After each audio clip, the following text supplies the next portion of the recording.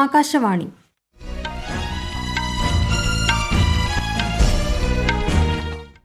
നമസ്കാരം. വാർത്തകൾ വായിക്കുന്നത് അഞ്ജന പുതിയമഠം.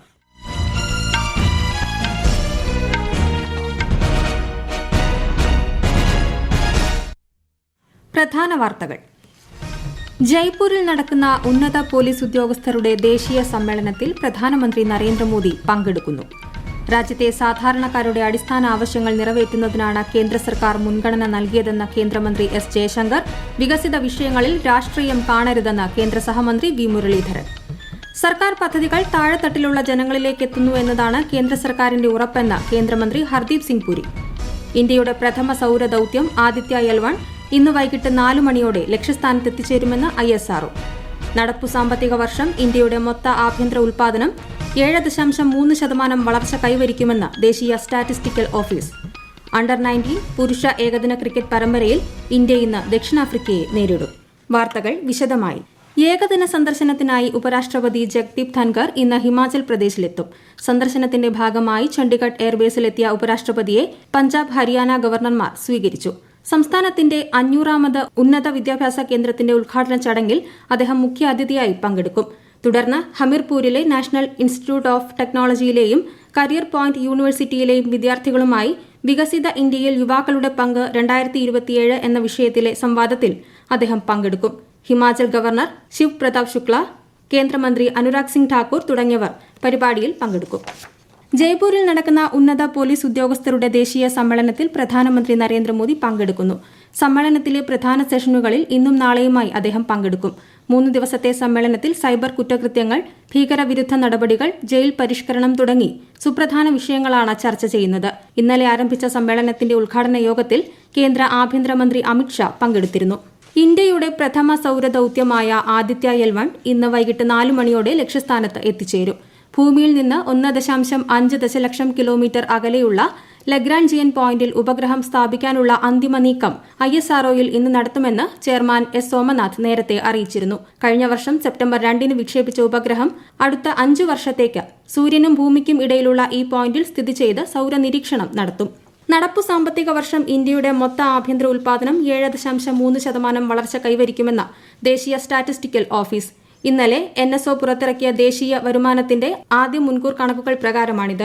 ഖനന, നിർമ്മാണ, ധനകാര്യ, സേവന മേഖലകളിലെ ഉയർന്ന ഉൽപാദനവും നിക്ഷേപവും വളർച്ചയെ പിന്തുണയ്ക്കുന്നതായി റിപ്പോർട്ടിൽ പറയുന്നു.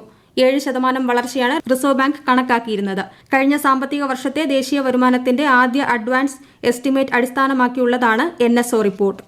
രാജ്യത്തുടനീളമുള്ള വികസിത് ഭാരത് സങ്കല്പ് യാത്രകൾ വഴി കേന്ദ്ര സർക്കാരിന്റെ ജനക്ഷേമ പദ്ധതികളെക്കുറിച്ചുള്ള അവബോധം സമൂഹത്തിൽ വർദ്ധിച്ചതായി കേന്ദ്രമന്ത്രി അനുരാഗ് സിംഗ് ഠാക്കൂർ. 10 കോടി പേർ യാത്രയിൽ പങ്കെടുത്തതായി അദ്ദേഹം പറഞ്ഞു. കഴിഞ്ഞ 10 വർഷത്തിനിടയിൽ രാജ്യത്തെ സാധാരണക്കാരുടെ അടിസ്ഥാനപരമായ എല്ലാ ആവശ്യങ്ങളും നിറവേറ്റുന്നതിനാണ് കേന്ദ്ര സർക്കാർ മുൻഗണന നൽകിയതെന്ന് കേന്ദ്രമന്ത്രി എസ് ജയശങ്കർ. വികസിത് ഭാരത് സങ്കല്പ് യാത്രയുടെ ഭാഗമായി തിരുവനന്തപുരം കവടിയാറിൽ നടന്ന പരിപാടി ഉദ്ഘാടനം ചെയ്യുകയായിരുന്നു കേന്ദ്രമന്ത്രി. കോവിഡ് കാലത്തെ കേന്ദ്ര സർക്കാരിന്റെ പ്രവർത്തനങ്ങൾ ചൈന ഉൾപ്പെടെയുള്ള ലോകരാജ്യങ്ങൾക്ക് തന്നെ മാതൃകയാണ്. കേന്ദ്ര സർക്കാർ പദ്ധതികൾ ജനങ്ങളും സർക്കാരും തമ്മിലുള്ള വിശ്വാസ്യതയിൽ അധിഷ്ഠിതമാണെന്നും ശ്രീ ജയശങ്കർ വ്യക്തമാക്കി. So today what Mudra has done, what Swanidhi has done, it is a statement of trust in the people. And when you trust people, they trust back. In fact, if you look at the repayment rate of Mudra and Swanidhi in other countries, in Western countries, they don't believe that unsecured loans will be paid back. But that is today the difference in the relationship between the government and the people. വികസിത രാജ്യങ്ങൾ പോലും ഇന്ത്യയിലെ ആരോഗ്യ വികസന പദ്ധതികൾ ശ്രദ്ധയോടെ ഉറ്റുനോക്കുകയാണ്. ജനങ്ങളെ വിശ്വസിച്ചാൽ അവരുടെ വിശ്വാസം സർക്കാരിന് ലഭിക്കുമെന്നും കേന്ദ്രമന്ത്രി പറഞ്ഞു. വികസിത വിഷയങ്ങളിൽ രാഷ്ട്രീയം കാണരുതെന്ന് ചടങ്ങിൽ അധ്യക്ഷത വഹിച്ച കേന്ദ്ര സഹമന്ത്രി വി മുരളീധരൻ പറഞ്ഞു.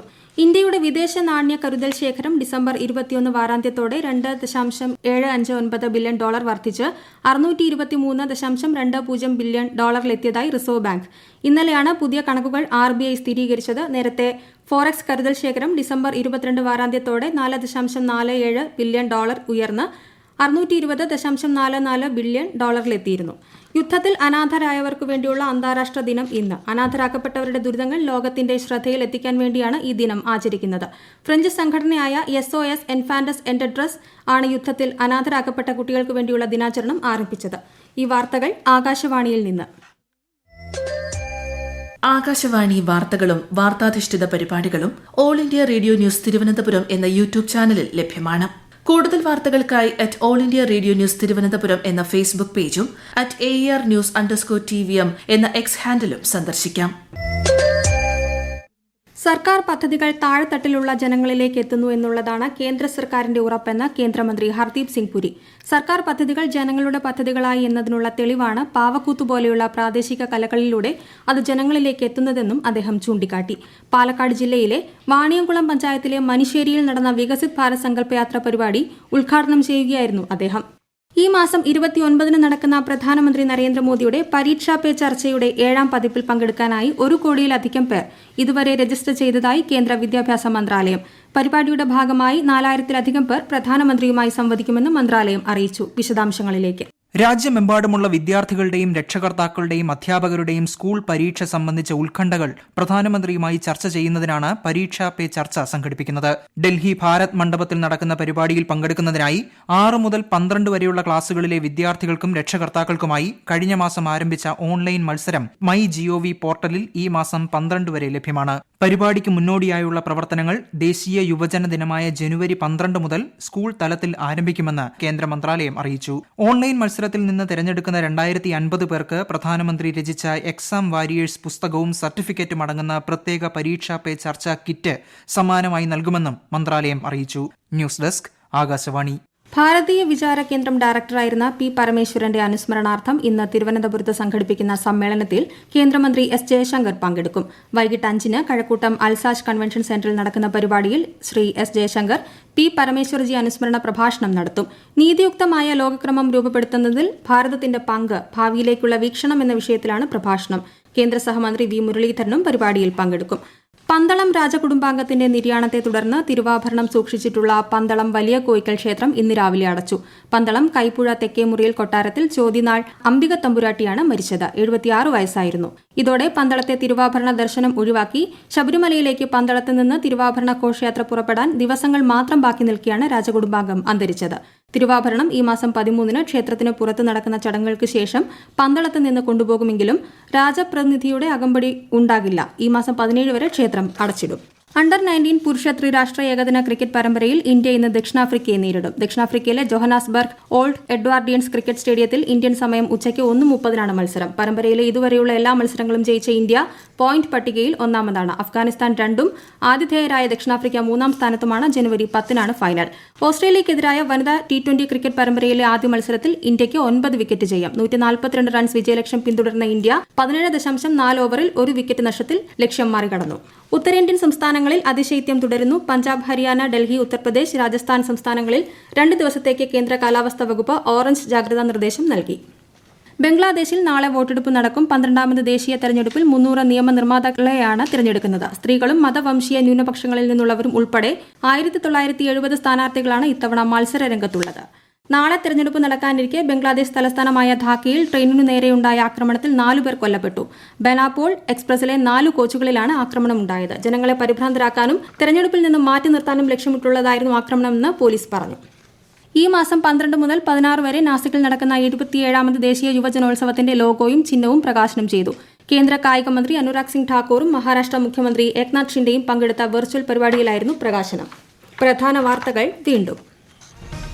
ജയ്പൂരിൽ നടക്കുന്ന ഉന്നത പോലീസ് ഉദ്യോഗസ്ഥരുടെ ദേശീയ സമ്മേളനത്തിൽ പ്രധാനമന്ത്രി നരേന്ദ്രമോദി പങ്കെടുക്കുന്നു. രാജ്യത്തെ സാധാരണക്കാരുടെ അടിസ്ഥാന ആവശ്യങ്ങൾ നിറവേറ്റുന്നതിനാണ് കേന്ദ്ര സർക്കാർ മുൻഗണന നൽകിയതെന്ന കേന്ദ്രമന്ത്രി S. ജയശങ്കർ.